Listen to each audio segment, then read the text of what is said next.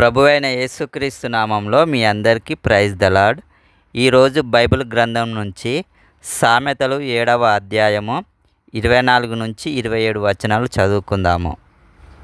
నా కుమారులారా, చెవియొగ్గుడి, నా నోటి మాటల నాలకింపుడి. జారస్త్రీ మార్గముల తట్టు నీ మనసు తొలగనీయకుము, దారి తప్పి అది నడుచు త్రోవలలోనికి పోకుము.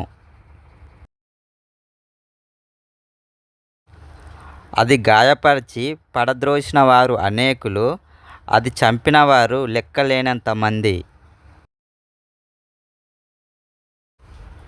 దాని ఇల్లు పాతాళమునకు పోవు మార్గము, ఆ మార్గము మరణశాలలకు దిగిపోవును.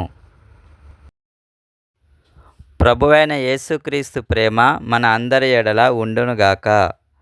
ఆమేన్.